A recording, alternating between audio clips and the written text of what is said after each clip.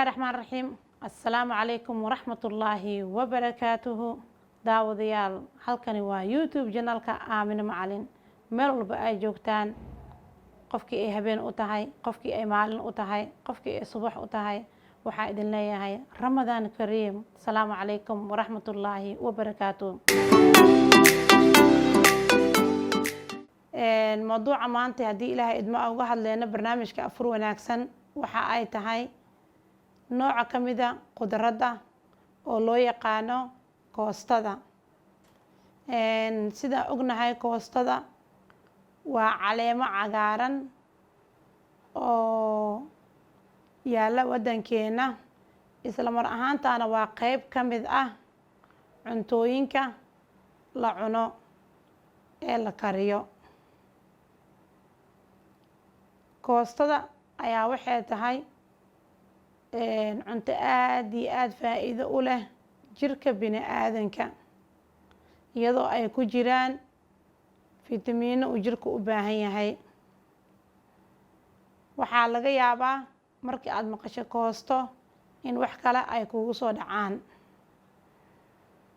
ereyga koostaato waxaa isticmaalay inta badan maqaaxiyaha, waana nooc hilibka ka mid ah oo la yiraahdo koostaato.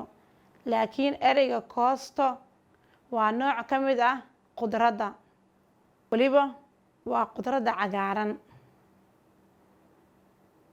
waxyaabaha uu dalkeena qaniga ku yahay ayay ka mid tahay koostada. koostada waa cagaar la karsado oo cunto ahaan loo isticmaalo, waxaana afka qalaad lagu dhahaa spinach ama koosto. waa isku mid. asal ahaan waxaa la dhahaa koostada markii ugu horeysay waxaa helay dalka Iiraan, wallow ee markii dambe dunida inteeda kale ee ku faaftay amaba ay ku sii ballaaratay. meelo badan oo dunida ka mid ah sida Aasiya ayaa xoog looga isticmaalaa koostada, ama inta ugu badan cuntooyinka laga tixgeliyo ayay ka mid tahay. maadaama aan ogaano koostada in ay tahay khudaarta cagaaran, waa maxay faa'iidada jirka ay u leedahay koostada? haddii aan ka hadalno faa'iidada koostada jirka ay u leedahay, ma ahan mid la soo koobi karo, laakiin aan fiirino waxyaabaha uu jirka bini'aadanka ka helayo marka qofka uu isticmaalo koostada. maadooyinka koostada ku jira uu jirku u baahan yahay waxaa ka mid ah borotiin, vitamin A, vitamin C, vitamin A, vitamin K,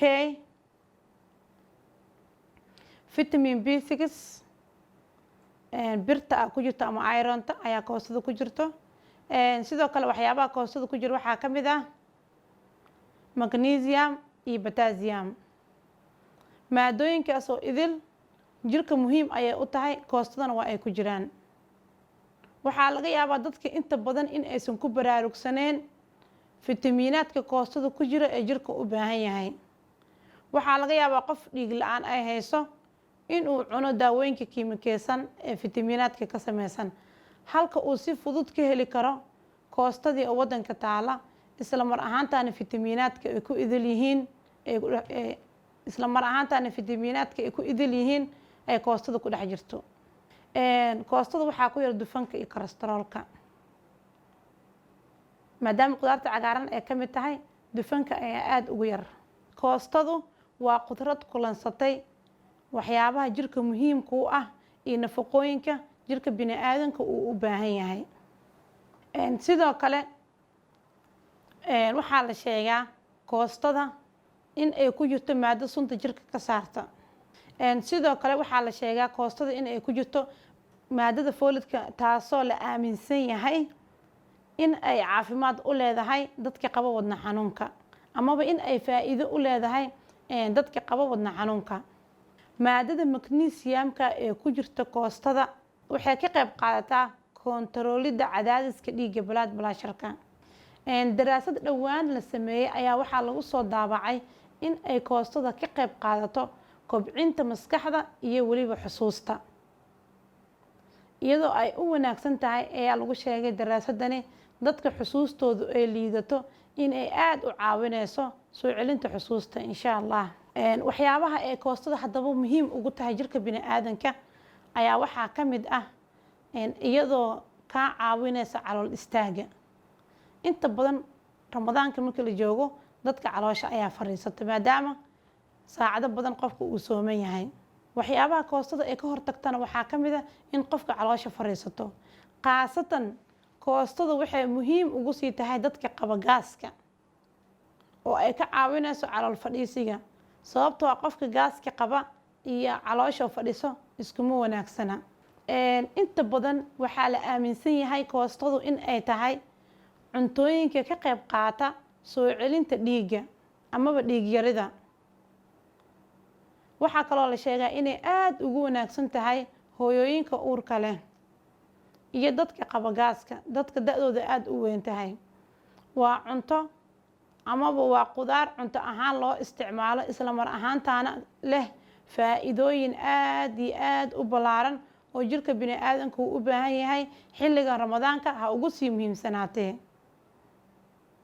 inta badan kuma baraarugsana dhalinyarada cunista koostada iyagoo waxyaabo kale ka aaminsan. haddaba waa maxay qaabka ugu wanaagsan ee koostada loo kariyo? waxaa la sheegaa inay tahay qaabka ugu wanaagsan ee koostada loo kariyo in la uumiyo, dheecaanka ay dhashana aan la daadinin. haddii koostada biyo lagu kariyo isla mar ahaantaana dheecaankii koostada ee dhashay la daadiyo, waxaa la sheegaa nafaqadii koostada laga heli lahaa in ay biyahaas raacayaan amaba ay ka baxayso nafaqadii.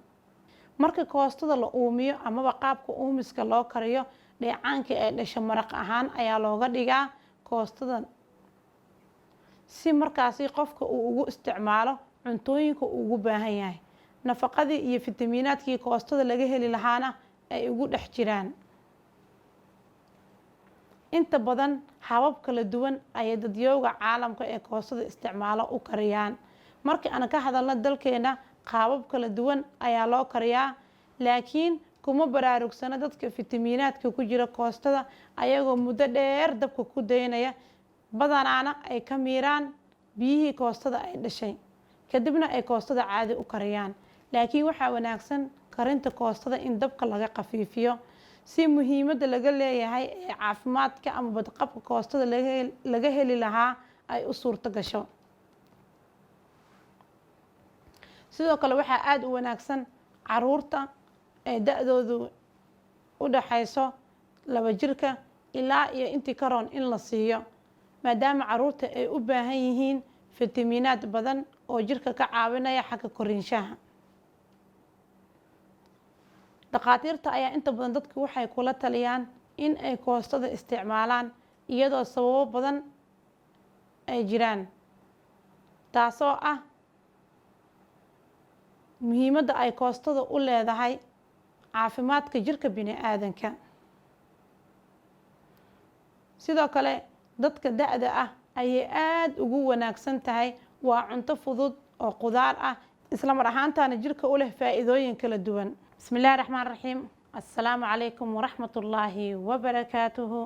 daawadayaal, halkani waa youtube janalka aamino macalin.